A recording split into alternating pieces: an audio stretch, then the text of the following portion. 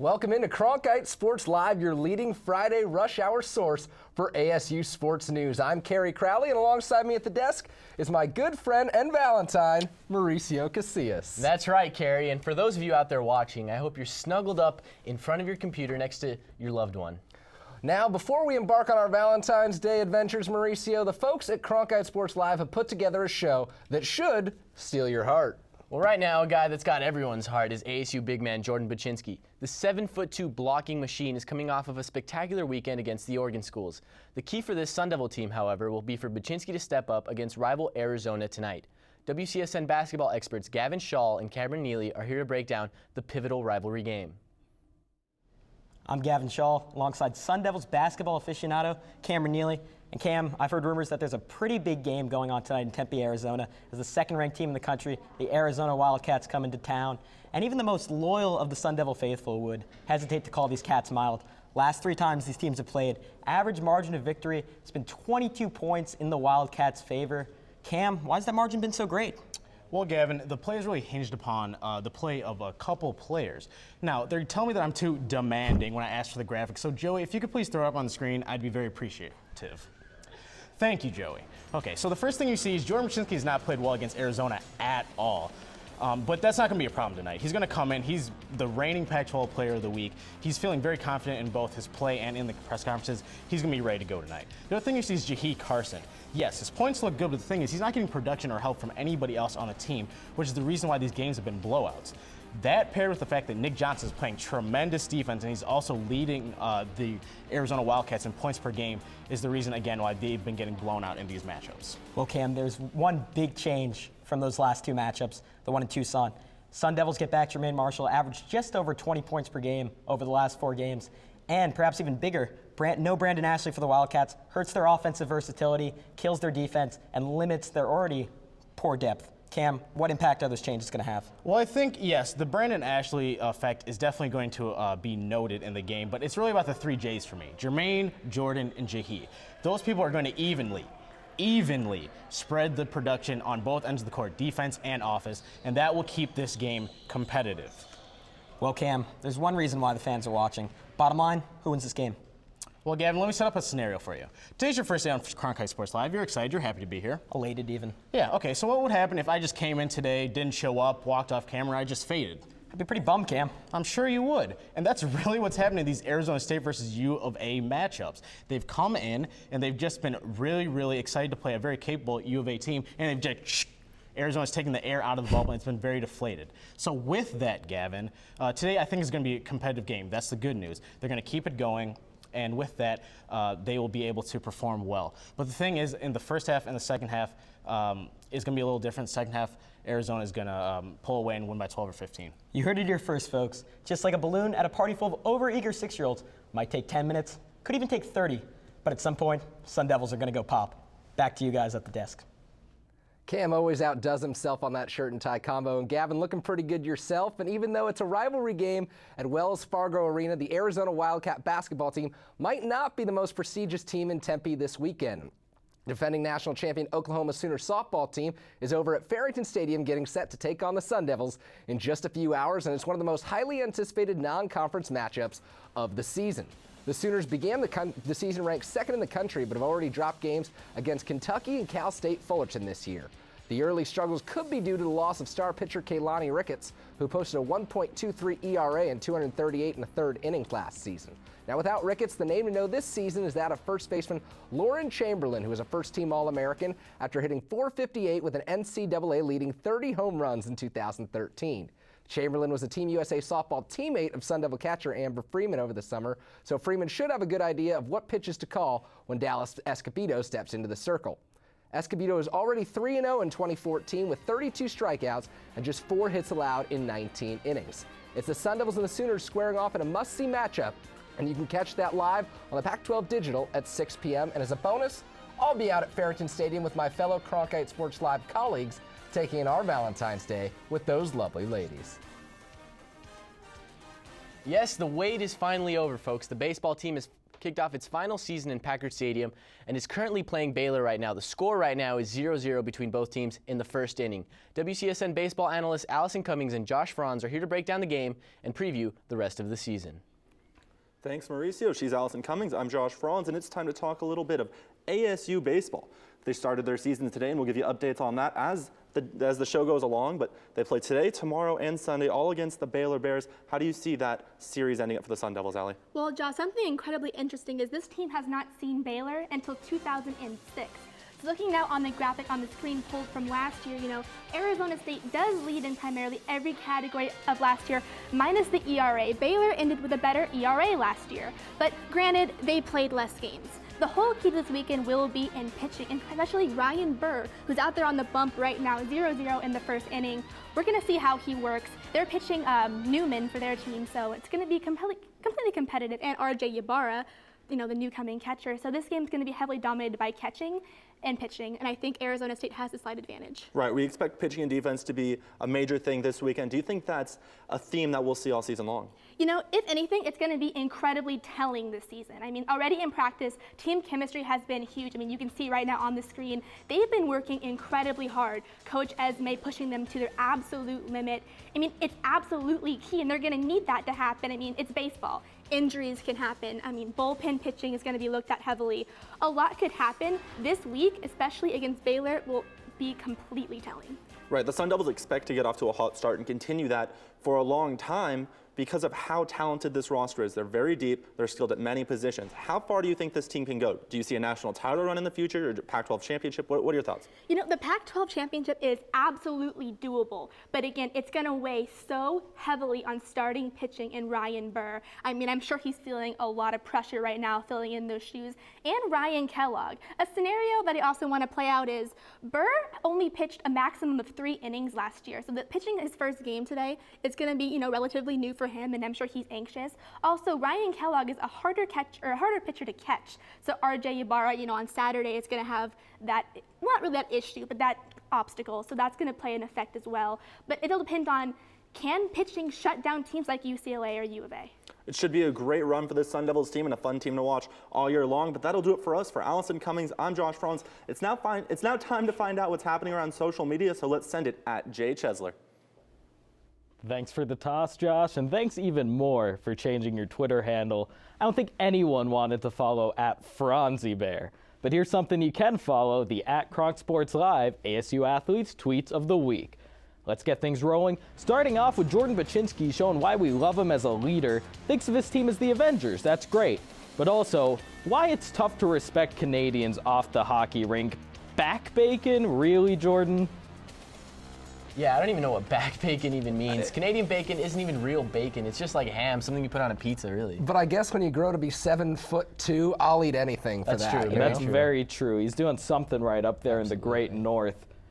Moving forward, we got plenty of good tweets coming at you. Ryan Burr with this one. First name basis with the whole staff at Dutch Bros. Hashtag quad shot. Hey, here's a hashtag quad shot of our very own anchor, Mauricio Casillas. Love those 7-inch shorts, Mauricio. And wait, no, sadly, Mauricio is wearing suit pants tonight, not showing off those great quads like he did in that famous El Paso summer of 2013. That is retro footage right there, Props to our research department for going all the way back to the summer of 2013 to find those quads. Oh, unbelievable. They tell you to never skip leg day for a reason. Mauricio Casillas, every day is leg day. It's true. Final tweet comes courtesy of FezCon of the ASU hockey team. He says trying to find Valentine on this campus is a lot like having ADD. Hashtag I like you and you and you and you and you. Guys, this seems like a problem you only have when you're playing for the ASU hockey team, number 1, the ACHA. Or I guess when you're attending classes on the Poly campus here at ASU, that's a problem you can have as well. Someone's got to get FezCon a bottle of water because he is thirsty for a Valentine, guys. And maybe some bee repellent for all those bumblebees over at Polytechnic. We all get those alert, guys. We wish you the best at Polytech. All right, guys, now on to a team that is buzzing on social media, the ASU lacrosse team. After tireless hours of growing out their flow, the players are ready to kick off the season. Lacrosse experts and flow enthusiasts Trey Lanthier and Kennedy Collier are here to discuss the team's season opener against Stanford. Welcome into Crossfire. Trey Lanthier, Kennedy Collier. We don't quite have the flow, but we're trying. We're working on it. We're almost there. We're almost there. ASU Stanford coming up this weekend. And the biggest thing to happen to ASU lacrosse at the start of the season, Dan Davis is back. Absolutely. They are looking forward to having Dan Davis. The Dan Davis effect is incredible. 48 goals, 11 assists. You can't be without him. It's going to put a lot less pressure on Justin Straker and the whole ASU offense, but with Dan Davis in, they're looking for a great season up ahead. Well, yeah, and you know, the thing about Dan Davis is that he's an electric figure on this offense that can really get everybody else involved as well, such as opening up space for Justin Straker. We saw in the Whittier scrimmage last weekend that we went to out in California, this team is gelling together. They're starting to fix up the problems that they've dealt with in the offseason. They're replacing the lost figures, and I think that's making an impact. Having Dan Davis will go the distance with this team. Absolutely. During those scrimmage that we saw a little bit of a breakdown in their offense, but they were able to pick it up great. Dan Davis is going to be a fantastic addition to them. He's already been a fantastic addition to them, who am I kidding? But they weren't looking lost without him, but they're going to be doing so much better once they have Dan Davis back on the field. So now, you know, the next thing to look at is this Stanford game. And we got a chance to speak to both coaches, and here's what both of them had to say.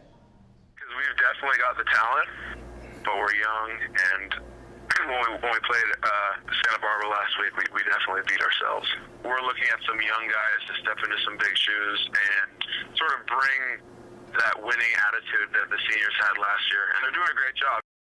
We feel like we have a lot of legs, so we want to try to wear them out as fast as possible, and hopefully they'll be too tired to hang around. So we just want to play hard, play together. And this will be Stanford's first action since losing 12-4 to UC Santa Barbara. Not a great start to the season, and it'll be the season debut for ASU lacrosse. But that's going to do it. Kennedy, let's finish up with predictions. Who do you think is going to take this one? Well, before I knew that Dan Davis was coming back, I was going to have him winning 11-7. Not a bad victory at all. But now that Dan Davis is back, he's going to improve this offense so much more. I'm saying 15-7. Wow. 15-7. 4 goals for Dan Davis. Exactly. That's how good this guy is. Hey, quite the debut for Dan Davis. There you have it. That's the prediction. You can catch the game at Cronkite Sports on a radio cast at cronkitesports.com. That'll do it for us. Back to you guys at the desk. Kennedy and Trey, thanks as always. And if you want more updates on the lacrosse team, be sure to follow Trey and Kennedy on Twitter, as they'll give you everything from player injuries right down to what snacks the freshmen are eating on the bus on road trips. As lacrosse season begins, basketball season's coming to a close, and the Sun Devil women's team is looking to rebound from a shocking loss last Friday against rival Arizona. Now the Sun Devils are preparing to pull an upset of their own as they get set to take on Shania Gumake and the Stanford Cardinal up in Palo Alto tonight. And here to break down that game and what the freshman bigs are up to for the Arizona State women's basketball team are WCSN analysts Kyler Mead and Zach Pockleb. All right, thanks guys. Kyler Mead here with Zach Pockleb, and ASU women's basketball off to a fantastic start. Huge turnaround from last season. One of the big parts of that, couple of freshman bigs, Kelsey Moose, Sophie Bruner. However, Zach, they've tailed off a little bit recently. What's going on? Well, I think people forgot that they're freshmen. They came out so strong, like you said. You can see in that graphic, they're starting to decline. It's deep into the Pac-12 season. They're starting to have fatigue. You can say Kelsey Moose's scoring has gone down and Sophie Bruner's rebounding numbers have gone down. And that really affects the ASU's offense in the half court. So what's going on here? Is it just that there was just a really early spike and now we're regressing a little bit towards the mean? Is this what the new normal, or is something else going on? Well, I think it's because the teams have more tape on them now. They can game plan against them. These two girls came from small towns, small high schools, so there wasn't that much word on him. And so the scouting reports for Sophie Bruner, they're knocking her off the block, not allowing her to use the solid footwork and post moves that she has. And for Kelsey Moose, smaller, 6 feet, slender build, and they're being a lot more physical, so she's having to adjust. Moving forward, it's going to be important for them to be more crafty, to get their shots, to get those rebounds. And if they can, ASU will be fine, but if not, it will spell real troubles for their half-court offense moving forward. All right, well, a really quick early chance right now for them to test that out. Big Bay Area road trip, powerhouse Stanford, and then, of course, they got Cal on the back end. What's your prediction both for these two bigs and for ASU basketball in general? Stanford is going to be a challenge. Shania Gumake dropped 30 and 16 in their first meeting. Sophie Bruner is going to be matched up with her again, and she can try as hard as she wants, but Gumake is one of the best players maybe ever in college basketball. Too good. Exactly, and so I think they're going to lose that game. But against Cal, it'll be really important for the ASU guards to put pressure on the Cal guards, and if they can create turnovers and get into that transition offense they like, they'll be successful. So I think they'll come out of this road trip with a split. All right, you're here to hear first. Zach Pockleb, 1-1. I'm Kyler Mead. That's ASU women's basketball. Back to the studio. Thanks a lot. And Kyler, I might want you to stick around. Could use some of your fatherly guidance to keep control of the anchor debate we're about to have. Starting things off with our anchors Mauricio and Kerry, ASU lacrosse. Now, everybody knows Logan Quinn in the midfield. And, you know, as Aloe Black would say, he's the man, he's the man, he's the man. But things, they're a little complicated in the relationship here. They might move Logan Quinn from midfield to attack. Is that a good choice? Coach Malone, even with Dan Davis's injury, please don't do it. Logan Quinn was an SLC first-team all-conference midfielder last year, 59 points, 23 goals, and with the loss of Ben Martinick hurting the Sun Devils this season, you need Logan Quinn up top running the Sun Devil offense from the midfield. See, I have to disagree. With the losses that the Sun Devils suffered, I think you need Logan Quinn as an attackman. They lost Payson Clark, their captain last year, who scored 66 goals, leading the MCLA. So that's obviously huge production from him. And Logan Quinn's a guy that needs to step up when Dan Davis is injured right now. Dan Davis has that herniated disc. We don't really know how it's going to affect him, but we'll see in the Stanford game. But I think, you know what, he needs to step up and become an attackman. Got to cut you off, Mauricio. On Valentine's Day, you guys know I'm all about commitment. 2 points over to Kerry for committing to Logan Quinn at midfield. Woo. Now another one, this comes down to ASU baseball. Tim Ismay, on one hand, he's got his Valentine from last year. They had plenty of great times together. But now, this Valentine's Day, there's a fiery new Valentine in town, and this is someone who drinks quadruple espresso. Of course, I'm not talking Coach Ismay's dating life. I'm talking ASU starting rotation. For 2 more points, guys, Kellogg or Burr, who should be the Friday starter for the Sun Devils? It's got to be Ryan Kellogg, the best tasting cereal brand in the world. Ryan Kellogg was a starter, the ace on the mound for them last year, 11-1 overall. Now, Ryan Burr was a closer last year for them. That's an adjustment that they need to make. And for them to have Ryan Burr as a starter on opening day right now against Baylor is really surprising to me because it's going to be a big transition. So Kellogg's a guy for me. Enough.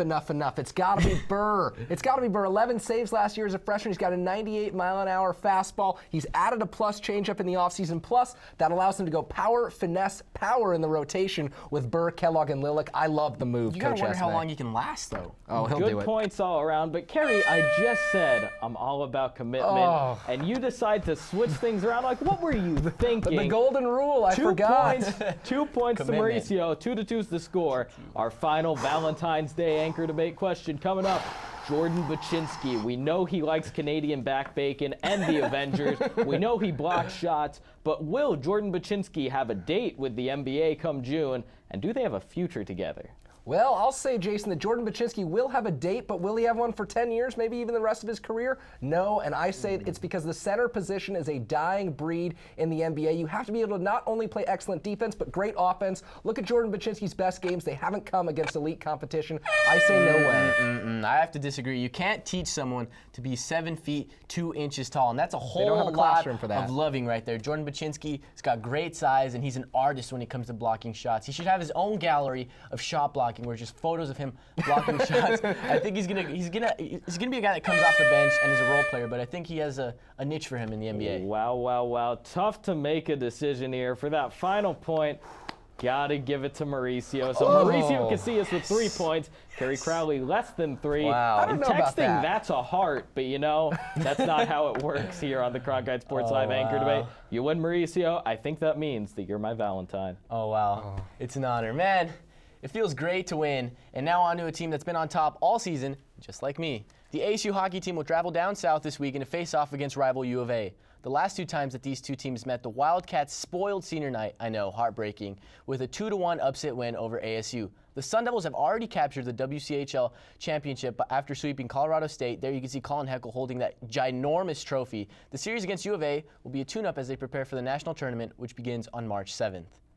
As we mentioned earlier in the show, the baseball team is currently playing Baylor in its season opener, and we've got a score update right now from Packard Stadium. Bottom of the first inning, the score still 0-0. So clearly, my decision, Jason, was right to say Ryan Burr should be the opening day starter. As long as he made it through the top of the first inning, I can't imagine there will be any other problems the rest of the way. I don't know, Kerry. I have to disagree, but it looks like it's really a barn burner there. 0-0 0-0 in that game. And now, Kerry, after a week's wait, it's time for the most prestigious part of the show, the award ceremony. I'll start things off with our Coach of the Week award.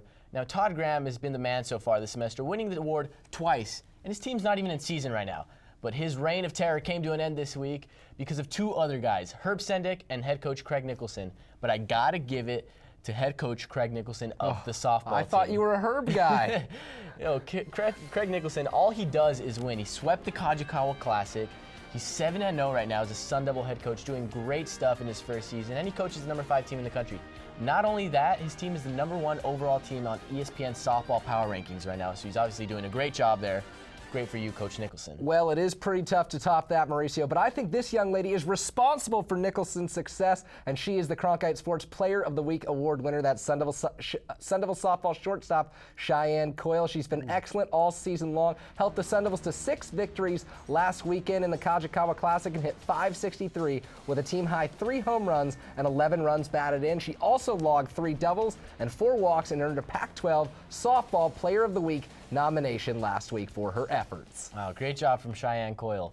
And look, if we haven't talked about softball enough on this show, our top plays are chock full of some spectacular action from last weekend's games.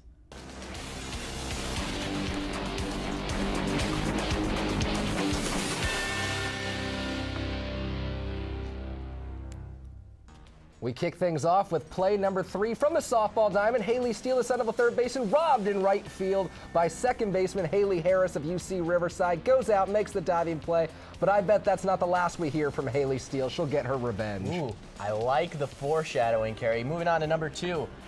ASU D2 Hockey Elite Team. There we see Johnny Randall go top shelf against Utah State goaltender Bryce Scherschel, and there we see him put the puck on the top shelf where Mama keeps the cookies. Great stuff there, as always, from Johnny Randall. Now the top play, number 1, back out to the softball diamond at Farrington Stadium, and let's give a listen in. This one's hit out to left field. This one has a chance, and it's a grand slam. Haley Steele. Love to see that. Haley Steele going over the left center field fence. I told you, Mauricio, she would be back, and she comes back with a vengeance. Had 6 RBIs on the afternoon to lead the Sun Devils past UC Riverside. Impressive effort. That announcer sounded a little bit like you, which is a little weird. Perhaps, you never know. Well, as Haley Steele rounds out the bases, we round out our show here at Cronkite Sports Live. We hope that all of our Sun Devil-y goodness set the mood for you and your loved ones on this Valentine's Day. Well, it certainly did for me, Mauricio, but speaking of which, I have to run. It's almost time for my date with 50 of the nation's top softball players out at Farrington Stadium, the Sun Devils and the Sooners. I can't wait. That is a lot of chocolate and flowers you must have had to buy. Well, yes, I did break the bank on those roses, but it's worth it for each and every one of them. Absolutely. Well, thanks again for joining us, and tune in next week for another edition of Cronkite Sports Live.